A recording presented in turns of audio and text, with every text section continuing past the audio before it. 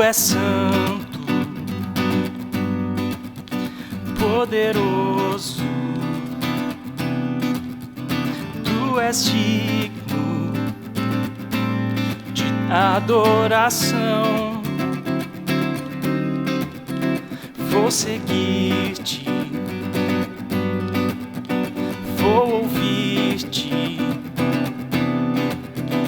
vou amar-te com meu viver, com meu viver. E eu canto e louvo ao Rei que é digno, e eu amo, adoro, diante dele eu me prostro.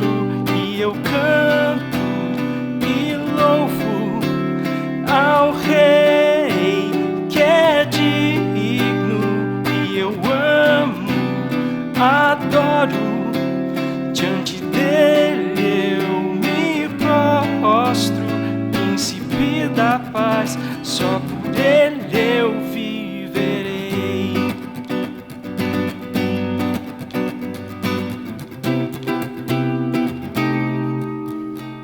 Tu és santo, poderoso, Tu és digno de adoração. Vou seguir-te,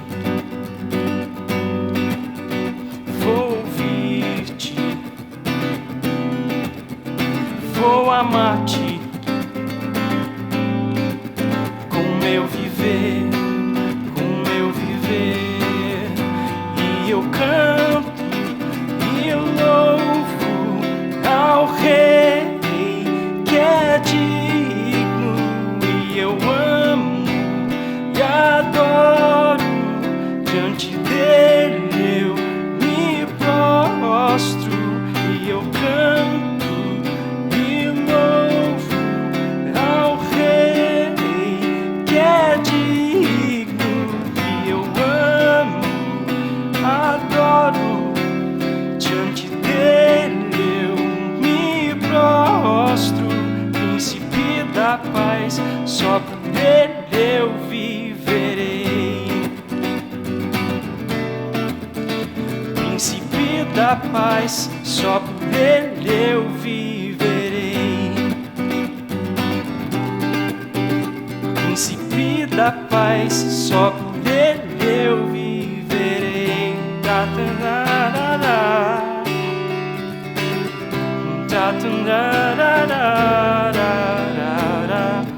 da da da da.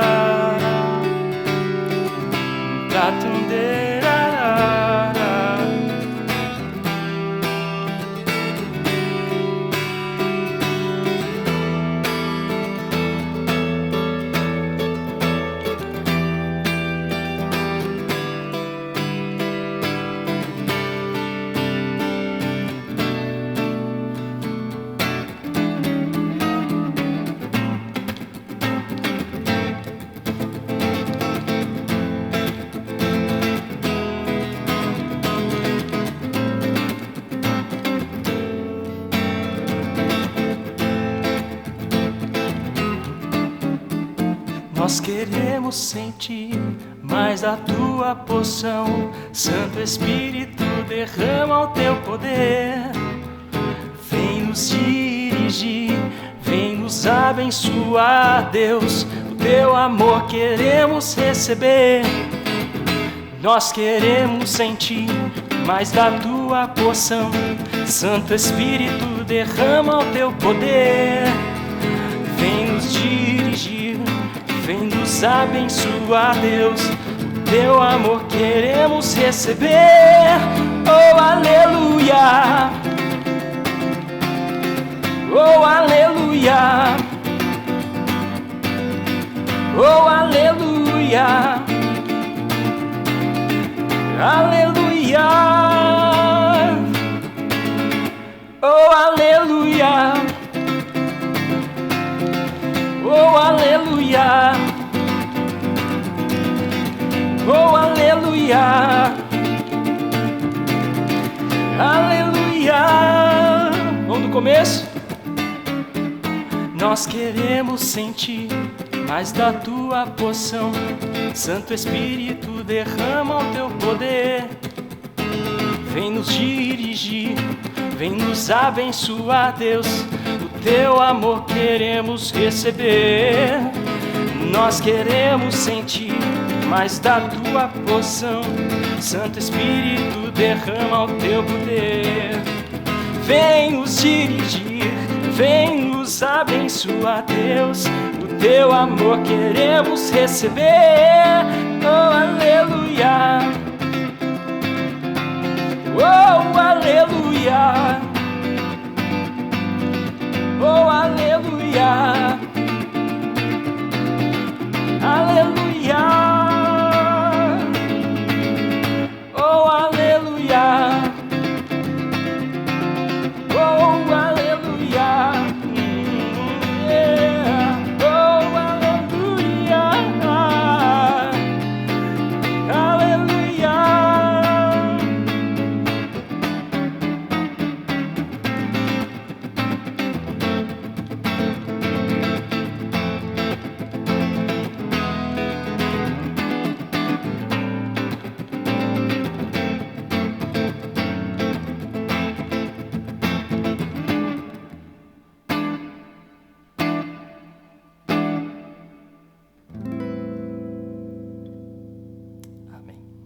Amém, Silas. Bom dia, meus irmãos. Bom dia, minhas irmãs. Estamos aqui mais uma celebração, pedindo licença aí para entrar na sua casa e juntos, como família, vivemos esse tempo especial, um tempo realmente de adoração, como a gente cantou, um tempo de louvor, um tempo de meditação na palavra, um tempo de comunhão. E hoje a gente está aqui, né? Estão vendo aí, recebendo a ilustre presença, não do Périx, né? Você achou que eu ia falar de você, né? Mas da Sophie, esse tempo maravilhoso. A gente quer, de vez em quando, na medida do possível, estar sempre trazendo uma família aqui representada, para, apesar de todo o distanciamento, de tudo que a gente tem vivido, a gente poder desfrutar do mínimo desse encontro, né? Quando a gente chegou aqui, a primeira coisa que o Thiago falou é: nossa, eu ainda não vi a Sophie, né? Ela completa agora dia 24, 10 meses, né? E a gente está nesse lugar, nesse distanciamento. Então, esse sofá também tem essa ideia, né? De trazer de tempo em tempo algumas famílias. Então, você pode ir dando as boas-vindas para a Sophie, falando bom dia para ela e bom dia também para o Périx. O Périx está aqui hoje a pedido de muitos, né? A gente recebeu, todo domingo quase tinha alguém lá no chat falando: cadê o Périx? Eu lembro do Manuel, não sei se você viu um dia. O Périx está de férias, alguma coisa assim. Então, a gente trouxe o Périx aqui, ele está aqui com a gente, vai poder falar um pouquinho da nossa vida financeira, a respeito dessa área tão oportuna da nossa vida, como a gente administra tudo isso. Então, Périx, bom dia. Quero receber você aqui. Eu tenho certeza que todo mundo aí em casa está te dando bom dia com a Sophie. A Aline, infelizmente, não está junto, mas está representada aqui. Deus abençoe, irmão. Amém. Bom dia a todos. Para a gente é um privilégio estar aqui mesmo representando a nossa casa, apesar da ausência da Aline. Para a gente é uma alegria, né? É a segunda vez, na verdade, que a Sophie vem. Na primeira vez a gente ainda estava com lotação limitada, né, com um pequeno grupo. Eu consegui vir com ela. E hoje ela vem pela primeira vez na nova DOCA, né, no novo cenário e tal, para brilhantar mesmo. Irmãos, é uma alegria para a gente sempre participar da celebração e falar um pouquinho sobre a vida financeira, sobre a questão das finanças.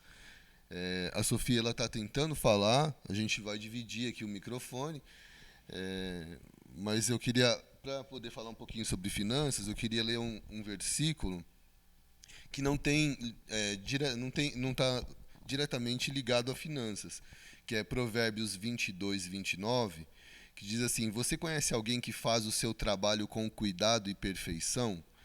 em pouco tempo seu valor será reconhecido, e ele será chamado para trabalhar para o rei. E não é, né, relacionado a finanças, está relacionado a trabalho, que normalmente está relacionado a dinheiro. Mas eu selecionei esse texto porque durante toda essa semana eu tenho pensado bastante a respeito disso. E eu acho que uma coisa importante, né, porque quando Jesus fala sobre dinheiro, e ele fala que... Vamos ver se ela vai... Quando Jesus fala sobre dinheiro e ele dá o caráter de divindade para o dinheiro, chamando de mamon, ele fala ali, eu acho que esse fica claro do quão desafiador é para a gente lidar com a questão do dinheiro, né? Então eu acho que uma das coisas que me veio à cabeça bastante durante essa semana é que talvez a gente pense muito no dinheiro e pouco em coisas que talvez sejam mais relevantes, mais importantes. A gente pensa bastante em dinheiro e pouco muito em dinheiro e pouco em coisas mais relevantes. Uma das coisas que eu acho que talvez seja mais relevante do que pensar no dinheiro é pensar efetivamente no trabalho, né? Esse texto que eu li, ele é muito categórico em dizer, né, que quanto mais habilidoso, né, tem uma versão que fala, viste o homem perito na sua obra, né? Quanto mais perito, quanto mais especialista a gente se torna naquilo que a gente faz, a tendência de que a gente tenha um rendimento maior, uma renda maior. Mas uma outra coisa também que tem vindo muito à minha cabeça, eu tenho pensado, é a questão da vocação, né? Então eu acho que ao invés de pensar tanto no dinheiro, se nós estivermos com o nosso coração voltado para o trabalho e para a nossa vocação, né? Porque trabalho e emprego são coisas diferentes. Talvez você hoje tenha um emprego e não um trabalho, né?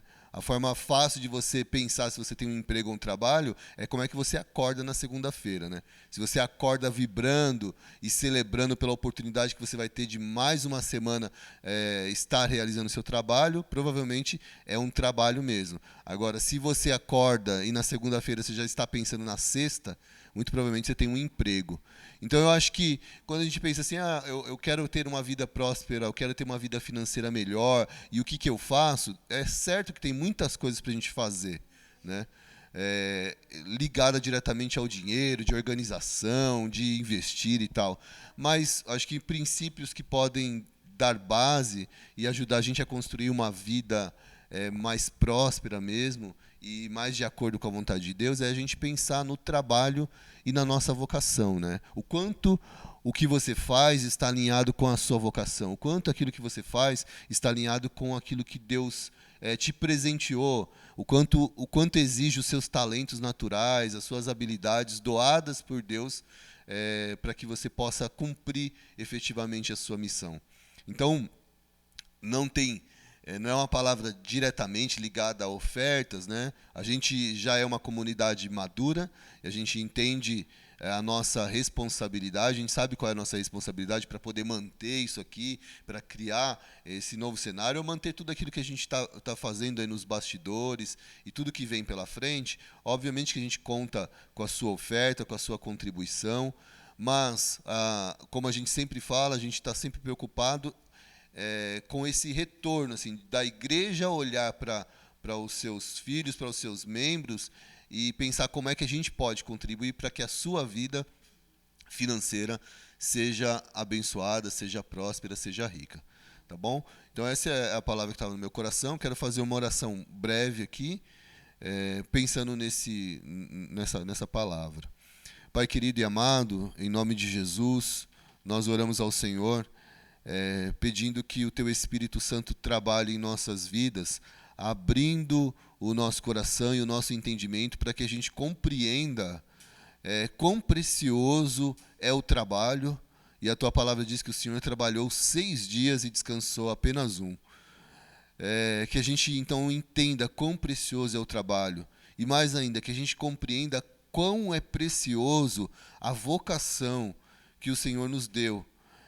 Cada um de nós tem talentos únicos, habilidades únicas, e nós queremos aprender a valorizar isso, nós queremos aprender a transformar isso em obras que glorifiquem o Teu nome.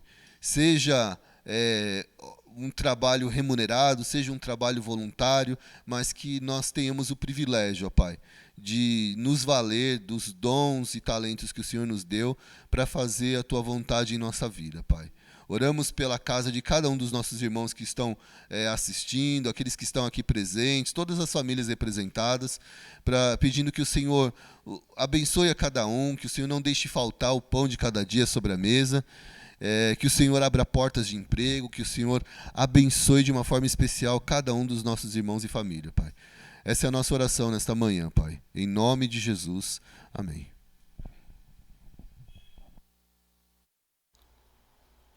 Amém. Amém.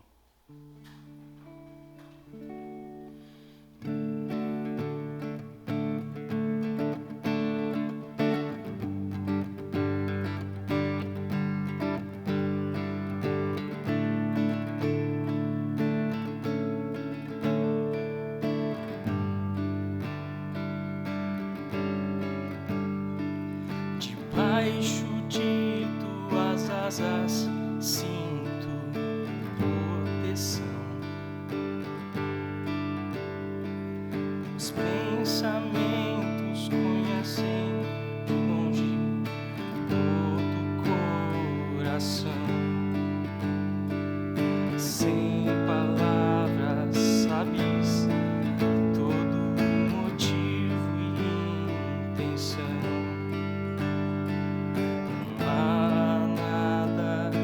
Possa sair do controle de tuas mãos.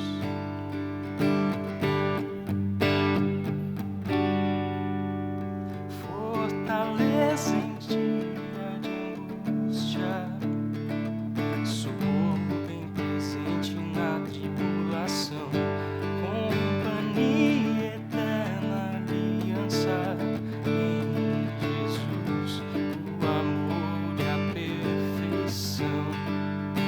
Deus dos impossíveis, fiel em tudo que prometeu, não desiste de mim, comigo vai até o fim. Se eu subir aos céus, Deus ali estará. Pelas asas da alvorada, nos extremos do mar, seja onde for, a tua mão me guiará. Seja onde for, a tua mão me guiará.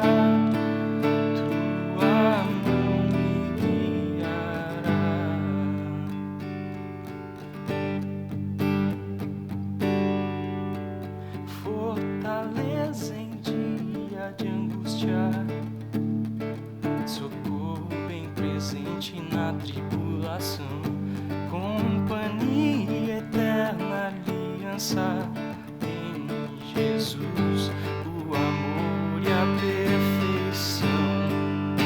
Deus dos impossíveis, fiel em tudo que prometeu, não desiste de mim, comigo vai até o fim.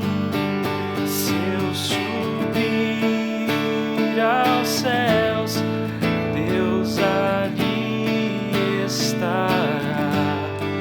Pelas asas da alvorada, nos extremos do mar, seja onde for, a tua mão me guiará.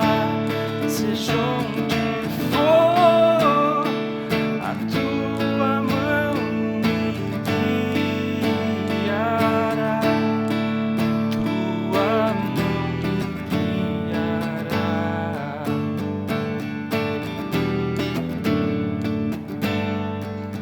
Tua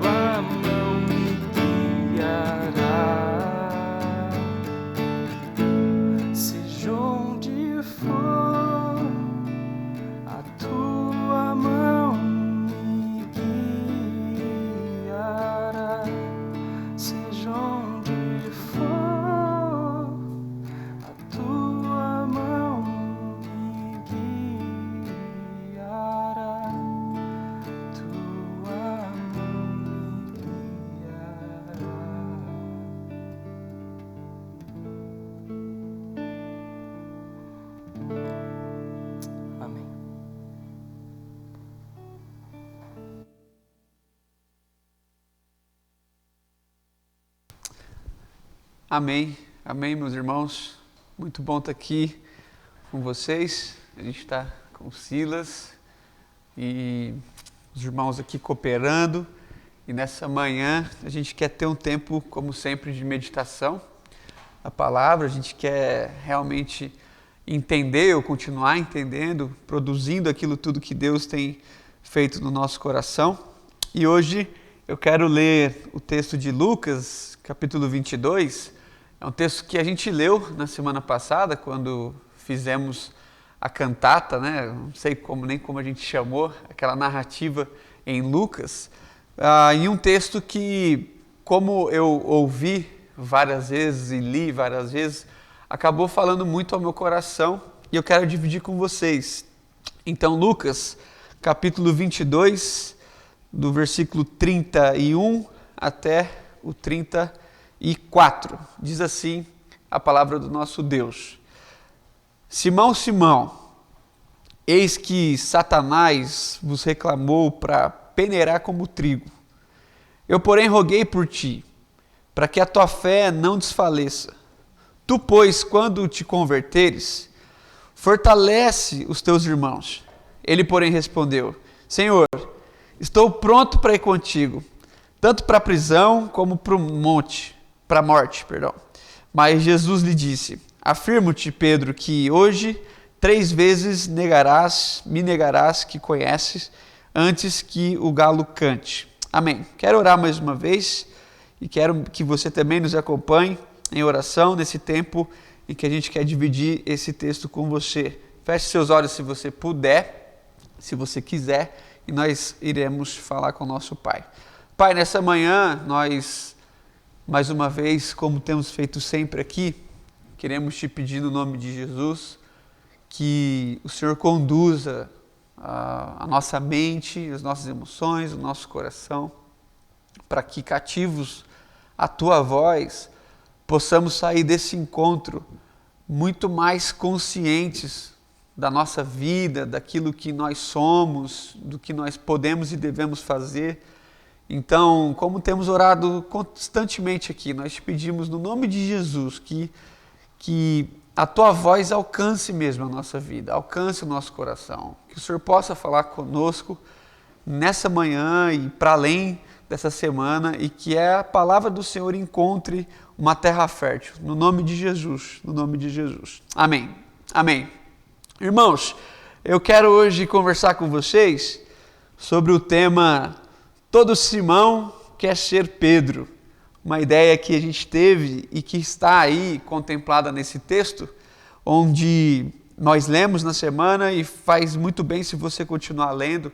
A partir aí do capítulo 22 de Lucas, você tem a informação onde Jesus está à mesa com um traidor, Jesus está à mesa da ceia, e é ali que ele reparte o pão, ele reparte o suco de uva, o vinho, e é ali que os discípulos veem Jesus abaixando e servindo, naquele movimento de ensino. Na medida em que eles discutiam quem era o maior, quem era o menor, Jesus ensina que o maior no reino de Deus é o que serve, e tudo isso vai acontecendo. Perceba que nesse momento, onde, segundo o Evangelho de Lucas, eles estão discutindo ainda quem é o maior ou quem é o menor nesse reino que eles pensam que seria um reino terreno. O discípulo que nós estamos chamando a atenção hoje, o discípulo Pedro, ele ganha um certo destaque nessa narrativa, mas também ganha destaque na narrativa de Marcos, de Mateus, de João.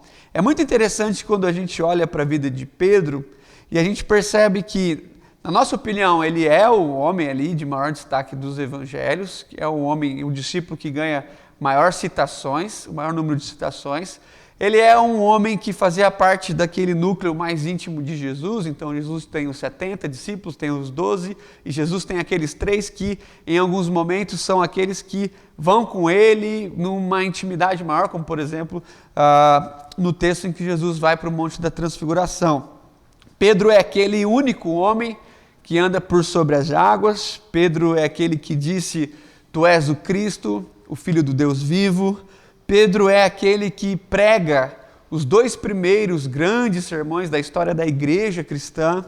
Pedro é, sem dúvida, um ícone da primeira igreja, um ícone de muito da história cristã e, essencialmente, um ícone da igreja romana.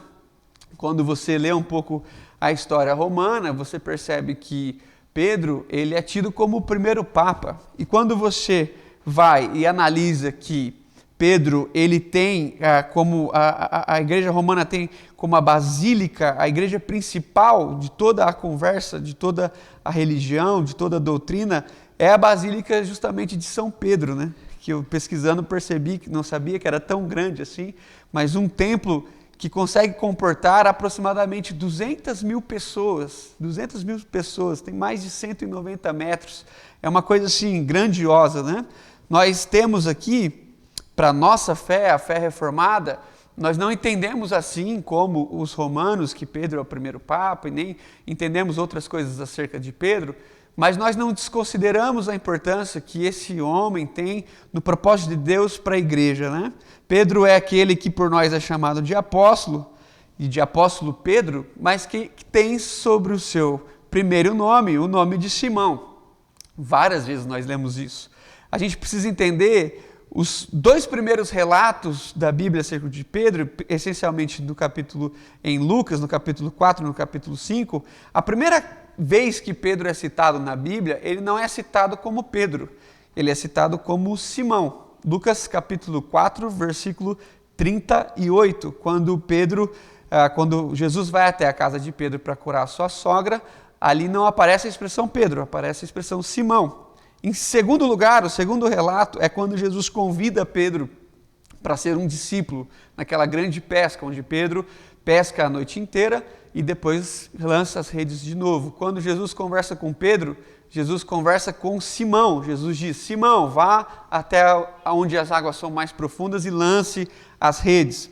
Então, Simão, quando você pesquisa na Bíblia, é um nome muito comum. Você vai perceber que Simão era o nome daquele fariseu que a mulher entra lá em Lucas capítulo 7 e chora aos pés de Jesus. Jesus está na casa de Simão. Você percebe que há outro discípulo também chamado Simão. Você percebe que aquele homem que foi obrigado a carregar a cruz com Jesus na caminhada do Calvário, aquele homem que carrega a cruz com Jesus se chama também Simão. Então Simão é sim um nome mais do que comum. E quando você vê a narrativa, você percebe que dentro das Escrituras, você sempre vai ter um apego muito grande pelos nomes. Então, o Simão aqui, o Simão Pedro, ele ora vai ser chamado de Pedro, ora vai ser chamado de Simão. Então você vê que Deus às vezes troca de nome, né? Troca o nome das pessoas. Então Abraão vira Abraão, a Sarai vira Sara, o Jacó vira Israel, o Saulo vira Paulo. E não era uma prática só de Deus, né? Você tem o nome de Daniel e dos seus amigos também na Babilônia trocados. Isso porque o nome, tanto no Antigo quanto no Novo Testamento, o nome era um nome carregado de significado. As pessoas não chamavam o que chamavam porque seus pais tinham apenas preferência. Então o nome era algo muito sério, diferente da nossa realidade hoje, assim, que muitos de nós colocamos o nome por gosto ou para homenagear alguém. Naquele tempo o nome era carregado de significado. Então quando a gente fala sobre Pedro e sobre Simão, essas confusões que às vezes o texto nos apresenta, a gente precisa entender que na nossa leitura todo Simão quer ser Pedro, né? É muito confuso para a gente imaginar essa narrativa. É literalmente difícil, porque quando a gente lê Simão, a melhor tradução seria aquele que ouve. Quando você lê Pedro, você lê rocha, literalmente pedra. Então, às vezes você está ouvindo um nome que traduzido seria aquele que ouve, e às vezes você está ouvindo um nome que traduzido seria rocha. E essa diferença entre Simão e Pedro, que às vezes parece um codinome, ela é um pouco melhor trabalhada em pelo menos dois textos, né? O primeiro, Lucas capítulo 6, no capítulo 6, no versículo 14, quando Lucas apresenta a lista dos 12 discípulos, você tem ali a informação de que Simão recebeu um acréscimo de um nome Pedro. até porque tinha naquela primeira instância um outro discípulo chamado Simão. Em Mateus capítulo 16, naquele texto da narrativa dessa grande confissão, essencialmente versículos 16 e 17, você vê que quando Pedro diz que Jesus é o Messias, o Filho de Deus, o ungido, Jesus vira para Pedro e diz assim: Pedro, você afirmou bem, você é um bem-aventurado. Mas ele não diz Pedro, ele diz assim: Simão Barjonas, porque não foi carne nem sangue que te revelaram, mas foi o Pai que está nos céus. Também eu te digo que tu és Pedro. Então, nós podemos pensar de uma forma simples aqui, que quando Pedro diz para Cristo: Jesus, tu és o Cristo, logo o Cristo responde: e tu, Simão, és Pedro. Então, é uma troca de nome com os seus significados, é uma troca do nome com a vocação. A gente pode entender de forma bem simples que Simão era realmente o nome que a gente conhece por Pedro, e que Pedro carrega toda a vocação desse homem chamado Simão, todo o chamado de Pedro, toda a vocação, tudo aquilo que Deus pensou para aquele homem Simão é melhor qualificado na expressão Pedro. Então Simão foi chamado para ser Pedro. Fácil da gente entender. Simão foi chamado para ser Pedro. No entanto, no meio do caminho, no meio do ministério de Jesus, você vai perceber que o Simão e o Pedro, eles confundiram algumas esferas relacionadas à vocação. E aquilo que era para ser cada vez mais pontuado a partir da sua vocação, começou a ser apontuado a partir de uma aparente posição. Então, o Pedro foi ganhando cada vez mais destaque do que o Simão. Na leitura dos evangelhos, às vezes nos parece que o Pedro esqueceu que era Simão e que o Simão preferia ser Pedro. Tenta entender.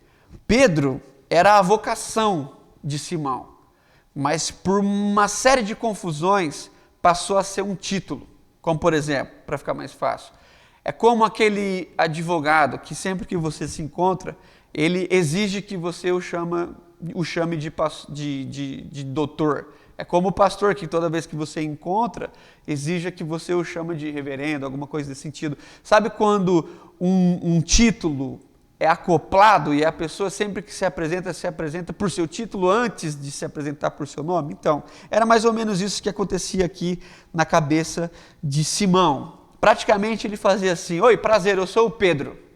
Que Pedro? Não, o Simão Pedro. Então, na verdade ele teria que fazer: eu sou o Simão Pedro. Mas por essa confusão ele se apresentava como Pedro, o Simão. Então, por que eu estou falando tudo isso? Porque quando a gente entra nesse texto, no texto que nós lemos, a primeira expressão do versículo 31, se você deixou sua Bíblia aberta, vale a pena você ver, a primeira expressão que o texto apresenta é a palavra Simão, Simão. Então, nesse momento em que Pedro tomava a frente de uma conversa com os discípulos, Jesus vai conversar com Pedro, mas Jesus prefere usar a expressão Simão. E Jesus não fala apenas Simão. Jesus traz aquela ideia do Simão, Simão. É como um pai que conversando com o seu filho, como por exemplo eu com a Sara, às vezes tenho que dizer: Sara, presta atenção, você não tem 18 anos, apesar de você querer, né? Tem um espírito adolescente, você não tem. É como um pai que traz uma lembrança para o seu filho, meio que com carinho, mas de uma forma que o chame a atenção. O pai sabe fazer isso, o esposo e a esposa sabem fazer isso. Esse texto aqui apresenta essa expressão: Simão, eu quero conversar com você uma conversa séria. Em outras ocasiões seria quando alguém chama o seu nome inteiro. Então, quando alguém vai falar com você, sua esposa, e ela fala o nome inteiro. Então você fica meio assim, meio esperto, porque alguma coisa séria vem. E o assunto que Jesus queria falar era tão sério que parecia que eles estavam ali devagando com coisas que não faziam o menor sentido, quem era o maior, quem era o menor. Era como se Jesus dissesse assim, sem precisar falar: ô Pedro, Simão, desce dessa nuvem que você inventou, porque eu quero conversar com você uma coisa séria. Mas para conversar com você essa coisa séria, eu preciso que você seja literalmente você. Eu quero conversar com Simão. Olha o que Jesus diz para Simão. A primeira coisa que Jesus diz: Satanás vos reclamou para vos peneirar. É uma quebra radical de enredo, de ambiente. Eles estão ali conversando quem era o maior, de repente Jesus chega e fala assim, Satanás vos reclamou. Satanás veio, como no texto de Jó, veio conversar comigo e eu roguei por vocês. Há uma trama muito confusa aqui, é um ambiente que realmente muda totalmente esse cenário. Era como se Jesus dissesse assim, vocês ainda não entenderam que vocês serão sacudidos de uma forma, daqui em diante. Vocês estão discutindo quem é o maior, mas vocês vão passar pelas piores e maiores provações da vida de vocês daqui a pouco. Era como se Jesus dissesse assim, o exército está chegando, vocês estão perdendo tempo, vocês precisam se concentrar, vocês não têm ideia do nível de tentação que vocês vão pedir. Satanás me falou e me rogou para peneirar vocês. Uma peneira, vocês serão sacudidos, vocês serão colocados num ambiente confuso, mas eu roguei por vocês. Era como se Jesus dissesse assim, todo esse estereótipo que vocês criaram de um reino polposo, onde um é grande, o outro é pequeno, onde um manda, o outro obedece, isso não acontece no meu reino. Era como se Jesus dissesse assim, desce desse lugar, porque eu preciso conversar com vocês sobre algo real, algo real. Vocês estão prestes a passar pelo ambiente mais desconfortável da vida de vocês. Então parem de conversar sobre os seus apetites, sobre os seus sonhos, e vamos falar sobre o que de fato tem que ser falado nesse momento. A dor e a perseguição aqui nesse texto é apresentada de forma coletiva. Satanás vos, né? Então é uma coisa que acrescenta os outros discípulos. Mas não sabemos o motivo, nós só sabemos que nesse momento Jesus se vira para Simão.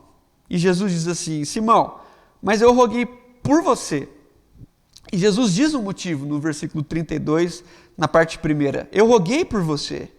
E eu roguei para que a tua fé não desfaleça. E em seguida, tu, pois, Simão, quando te converteres, pedido de Jesus, fortalece os seus irmãos. E a expressão aqui, eu gosto muito dessa expressão, converteres, a expressão epístrofos, do grego, significa voltar. Então a gente poderia traduzir de uma forma mais fácil. Era como se Jesus dissesse assim, Simão, quando você voltar, fortalece os seus irmãos. Preste atenção. Jesus já sabia do processo doloroso de arrependimento de Simão Pedro. Jesus já sabia que Pedro iria, mas que certamente voltaria. E por que é que Jesus sabe? Porque Jesus rogou por Pedro. Entenda comigo. Jesus gastou um tempo orando por Pedro.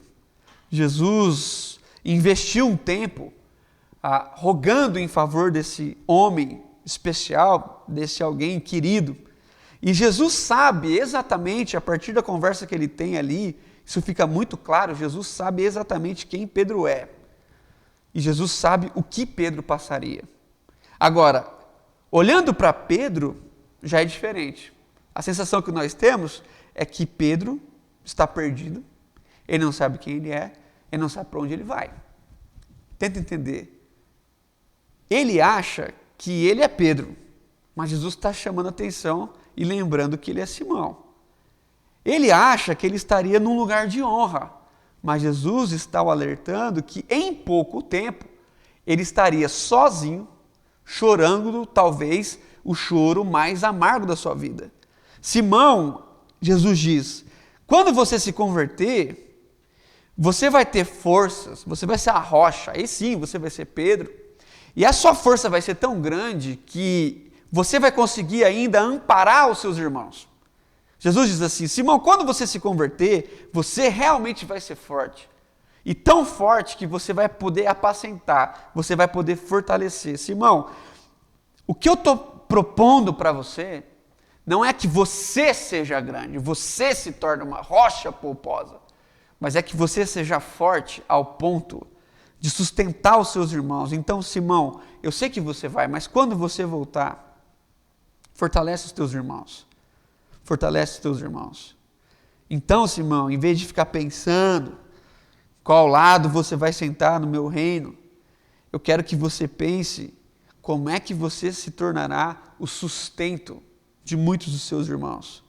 Eu quero que você, Simão, seja o melhor Pedro que um Pedro pode ser. Observe, versículo 33, o Simão ainda meio que desnorteado, olha o que ele responde.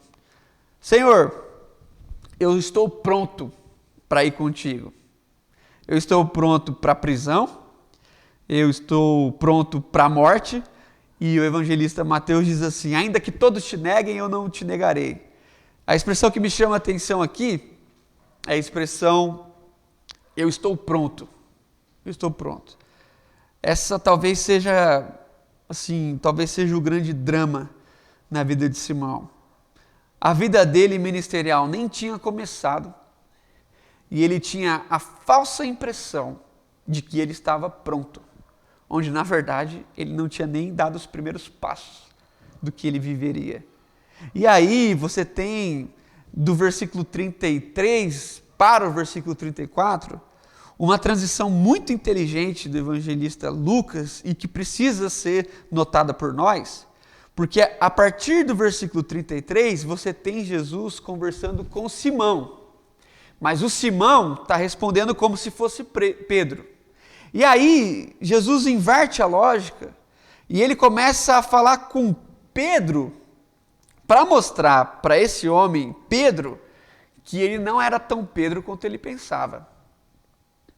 Olha aí o versículo 34. Era como se Jesus o questionasse assim, Simão, você acha mesmo, Pedro, agora, que você está pronto?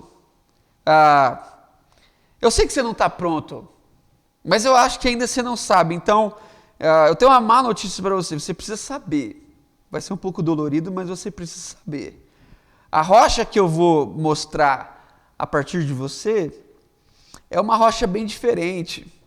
Pedro, para você chegar onde eu quero que você chegue, você vai passar por um processo de humilhação, um processo duro, mas fique calmo, é para o seu bem.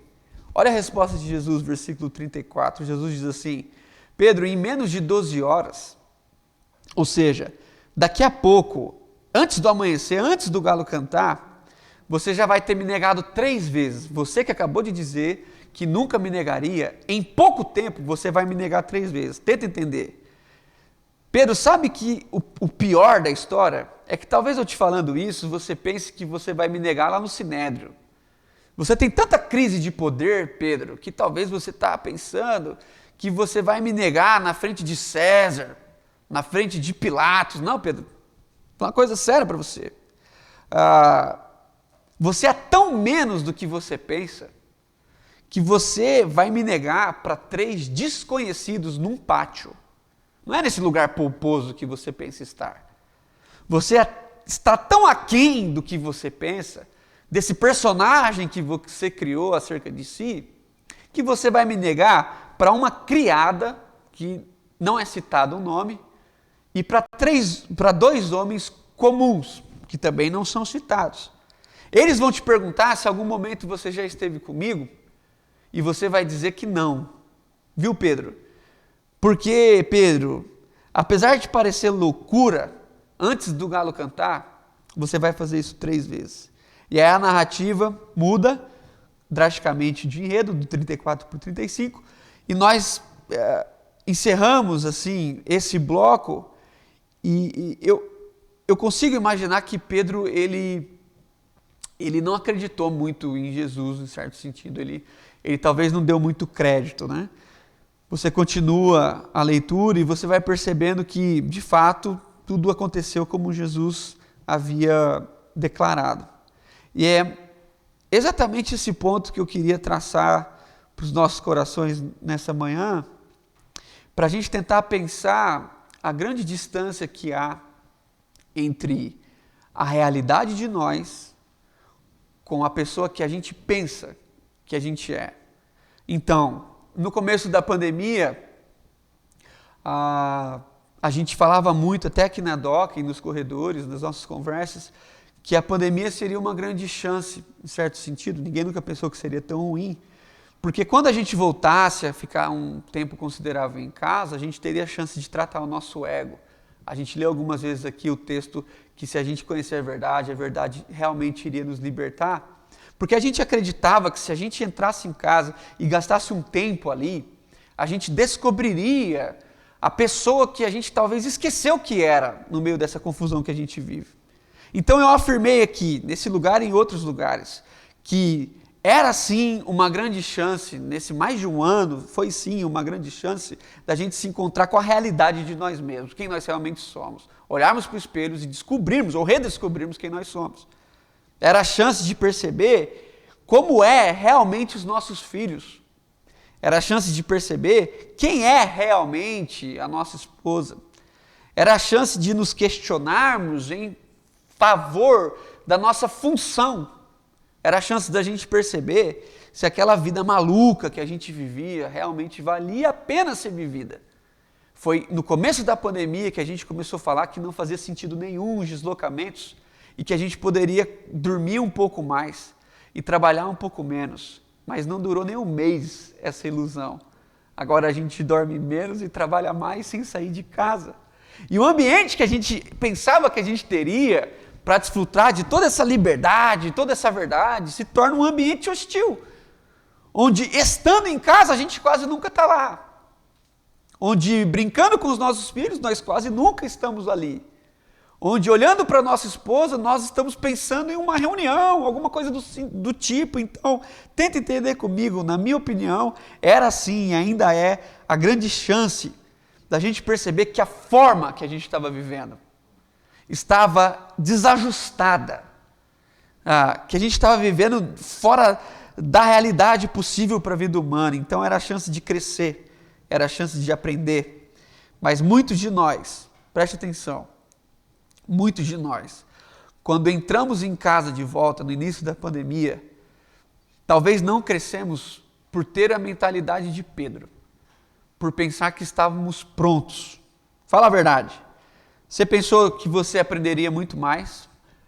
Você pensou que aproveitaria muito mais tempo, que faria churrasco sempre na sua casa com seus filhos, que abraçaria seus filhos, que assistiria todas as séries que você queria, que assistiria os desenhos com seu filho. Você, no começo da pandemia, possivelmente separou os livros que você gostaria de ler, e eles estão lá até agora, muito possivelmente.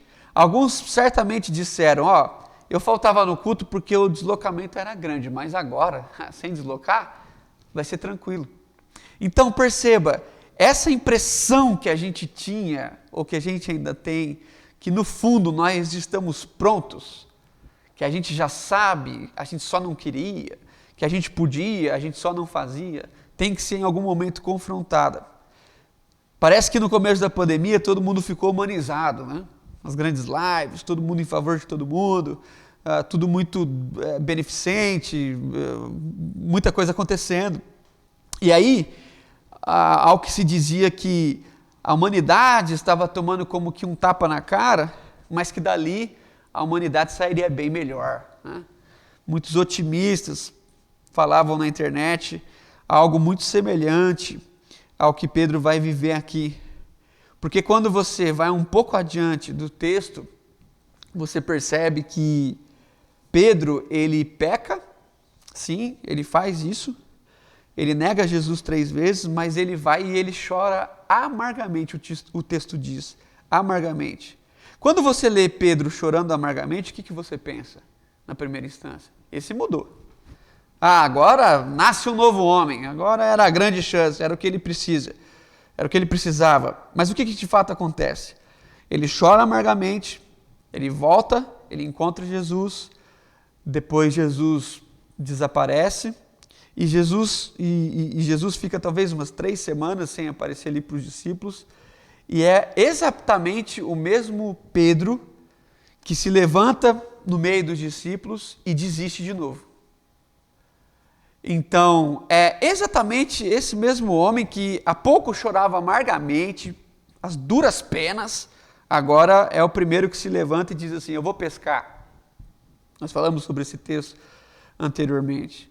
E aí você lê em João, capítulo 21, que ele realmente vai. Ele vai pescar. E quando ele vai, é a mesma cena de Lucas 5. Pescam a noite toda, não pescam nada. Não pegam nada.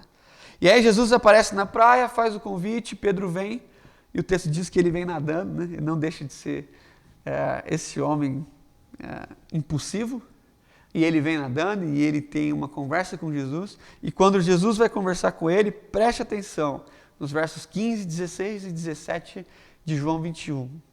Quando Jesus vai conversar com Pedro, Jesus diz assim, Simão Pedro, Simão, filho de João, ama-me mais do que todos esses outros?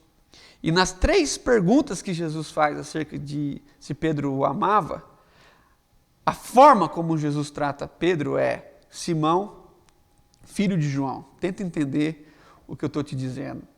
Jesus aqui parece que vai mais fundo. Era como se Jesus dissesse assim, Simão, eu tentei chamar a sua atenção, estava lembrando quem você era, te chamando pelo nome primeiro. Não deu muito certo. Agora é o seguinte, eu quero falar, não é nem com o Pedro que você pensa ser, e nem é com o Simão que você deveria ter lembrado que você é. Eu quero falar com o filho do João. Eu quero falar com o filho do teu pai. Então, volta para tua casa, volta, aquele menino que brincava na rua, é com aquela pessoa que eu quero conversar. Eu quero conversar com um homem simples, um pescador. Eu não quero conversar com um homem que andou sobre as águas. Eu não quero conversar com um homem que estava comigo no Monte da Transfiguração. Eu não quero conversar com um homem que fez a grande confissão, Senhor, Tu és o Cristo, Filho do Deus Altíssimo. Eu quero conversar com o filho do seu pai. Esquece o Pedro, que você é Pedro, ou pelo menos pensa que é, e vamos conversar lá atrás.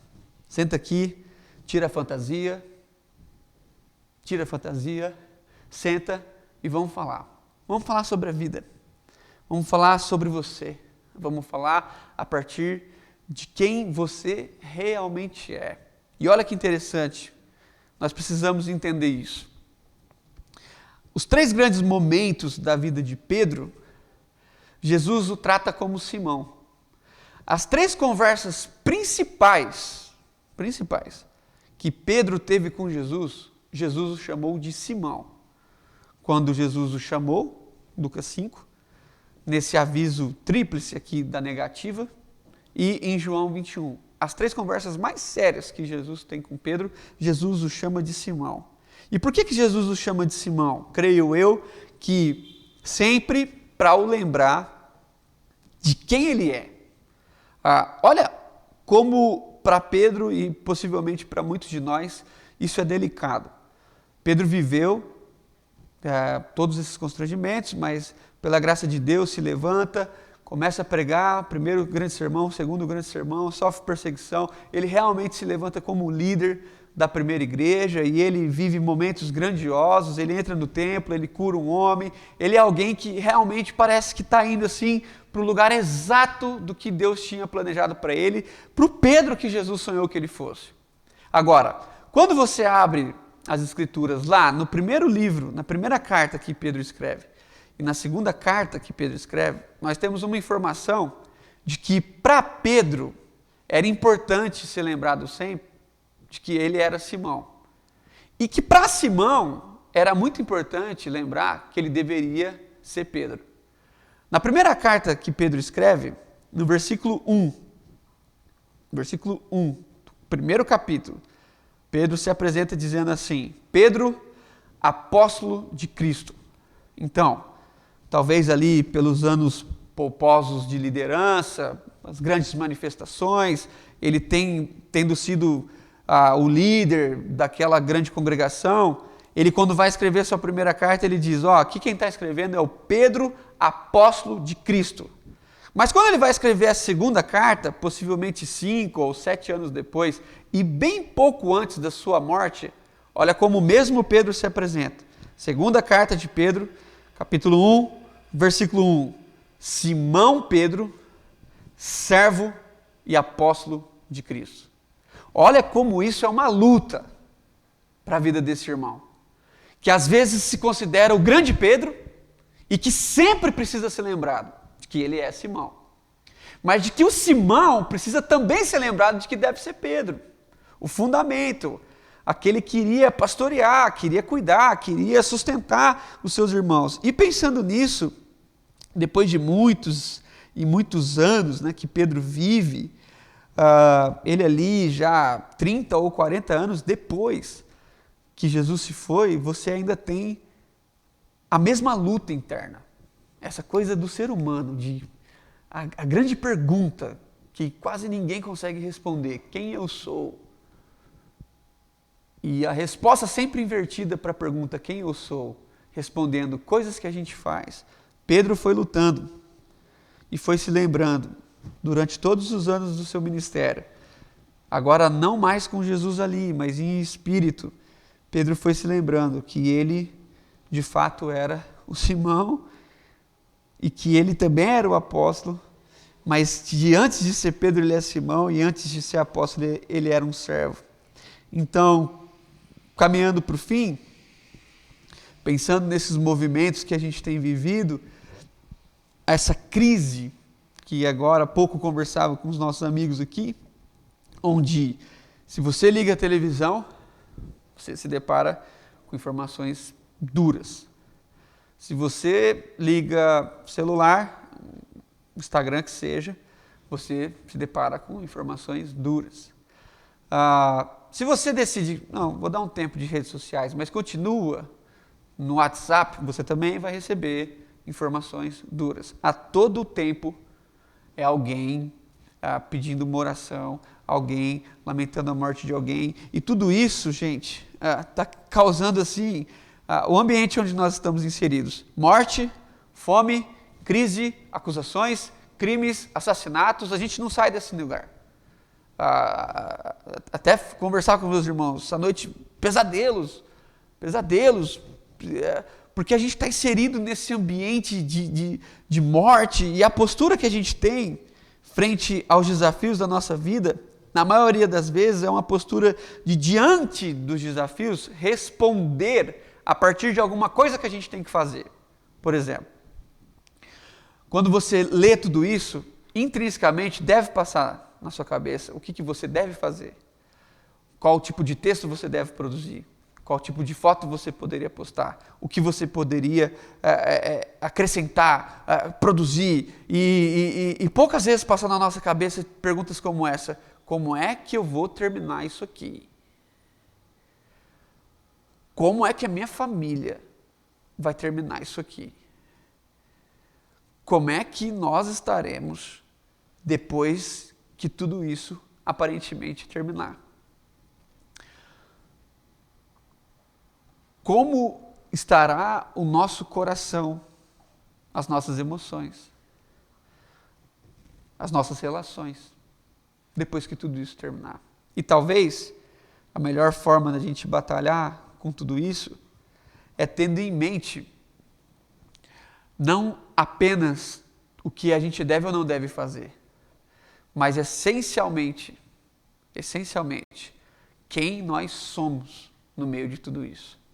E respondendo quem nós somos, então podermos juntos respondermos o que nós devemos fazer. Quando eu olho para a vida de Pedro, eu tenho um alento, e eu quero passar isso para você, é que no finalzinho do texto que nós lemos, Jesus diz assim: Pedro, isso tudo vai acontecer antes que o galo cante. Mas quando você vê Pedro negando Jesus, o texto diz: e o galo cantou. E quando o galo canta, Pedro olha e vê Jesus, e o texto diz que ele começa a chorar, ele sai dali. Eu nunca tinha parado para pensar acerca disso. Por que será que o galo canta? Parecia só que era para condenar Pedro. Mas pensando desde domingo nesse texto, a impressão que eu tenho é que O galo cantar é como uma graça específica de Jesus para a vida de Pedro, como quem dissesse assim: Pedro, eu sei que vai acontecer, mas você, pela graça de Deus, pela misericórdia do Pai, será lembrado. Eu vou mandar um sinal audível, visível, para você lembrar o que você deve fazer. Pedro, quando isso tudo acontecer, volte. Volte, Pedro. Então, para mim, pelo menos uma leitura pessoal, todas as vezes que eu ler que o galo cantou, na minha mente terei a consciência de que, por mais perdido que eu possa estar ou ser, Deus continua nos enviando grandes sinais para que nós voltemos à essência de quem nós somos. De quem nós somos. Então, a pergunta é: quais são os sinais? Quais são os sinais? O que Deus está falando através da sua palavra ao seu coração? Então, que nessa manhã você possa, como eu, refletir: Senhor, o que nós estamos fazendo, como nós estamos vivendo, mas essencialmente, quem nós somos diante de tudo isso? Nós não queremos nos apresentar a partir dos nossos títulos, nós não queremos dizer o que nós conquistamos, quem nós gostaríamos, como nós gostaríamos de ser tratado, que é uma pergunta que sempre nos fazem: como você quer ser tratado? Pelo nome que meu pai me deu, pelo nome que eu tenho, por quem eu sou. E a partir daqui, dessa realidade, nós, dentro das nossas casas, por um longo tempo ainda, a gente possa ressignificar todas as coisas, todas as relações, para que através de nós, quem nós já somos, Deus possa ser glorificado e exaltado no nome de Jesus. Eu quero orar com você, eu quero que você nessa manhã se coloque mesmo diante de Deus. Se passaram 13 meses, e algumas pessoas ainda estão esperando alguma coisa acontecer para elas se movimentarem. Não, o tempo está passando cada vez mais rápido. É hora da gente, como igreja, conversar seriamente sobre quem nós somos. E diante desse tumulto que a gente assiste, nem sempre ter uma posição, um post, mas a consciência de quem nós somos. O ministério que nós nos deu, como igreja local e como igreja no Brasil, como igreja no mundo. Que você possa ser inserido nisso, porque eu tenho certeza que Deus quer e vai te usar da forma maravilhosa a partir de quem você já é. O que eu e você precisamos? De um encontro real com a verdade de nós mesmos. Se nós conhecermos a verdade vai nos libertar. Feche seus olhos se você quiser e ore comigo. Pai, em nome de Jesus, nessa manhã, nós louvamos o Teu nome pela Tua palavra e queremos entender quais sinais o Senhor está nos enviando. Nós queremos entender do Senhor o que nós precisamos de fato ouvir para conseguir ajustar na nossa mente esse turbilhão de informações e como a gente fica diante de tudo isso. No nome de Jesus, Deus, visita cada família, cada lar, cada pessoa que nos escuta aqui, que essa trajetória desse homem tão importante para a nossa fé possa nos animar, porque com os erros e acertos a gente possa perceber que também é assim com a gente, mas que todos juntos trabalharemos para chegar até o lugar exato da nossa vocação, mas a partir de quem nós somos. Que essa oração seja a oração do Daniel, do Silas, do Tiago, do Eliabe, do Arthur, da Regina, não seja a oração do presbítero, do pastor, do músico, do empresário, do advogado, do médico, mas que seja a oração de quem nós somos perante o Senhor. Filhos teus, que tempo em tempo erram e precisam desse retorno, e pecam e precisam desse retorno, mas que nesse movimento, que o Senhor ajuste o nosso coração, para que quando isso passar, de certa forma, a gente consiga permanecer são, para fundamentar as pessoas, para que as pessoas em nós sintam amparo e reparo. No nome de Jesus. Amém. Amém.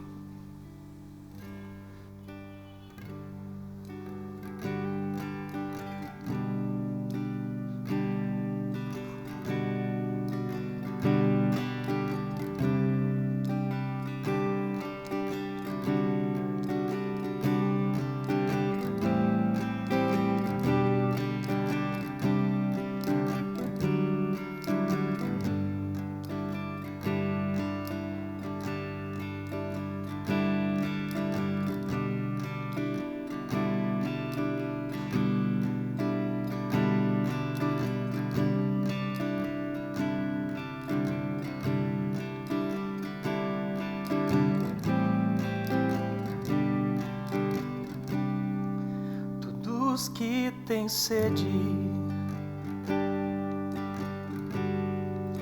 os que fracos são, venham à fonte, imergir o seu coração, a dor e a tristeza, lavadas serão nas ondas do amor de Deus, profundas no coração. Cantamos: vem, Senhor Jesus.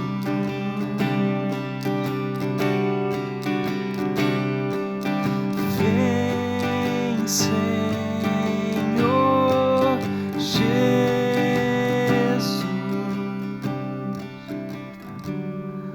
Todos que têm sede, os que fracos são, venham à fonte, imergir o seu coração, a dor e a tristeza, lavadas serão nas ondas do amor de Deus, profundas no coração. Cantamos: vem, Senhor Jesus.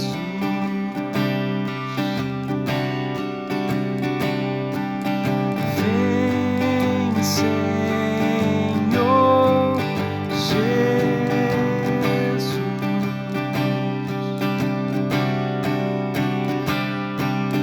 Vem, Senhor Jesus. Vem, Senhor. Vem, Senhor Jesus.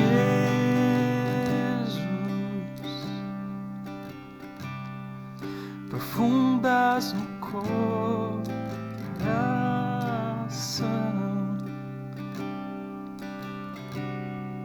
profundas no coração,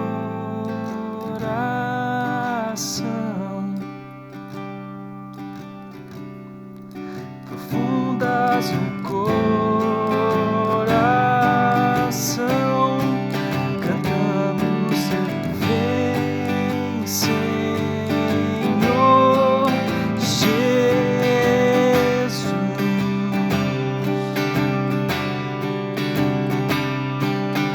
Vem, Senhor Jesus. Vem, Senhor Jesus. Vem, Senhor Jesus.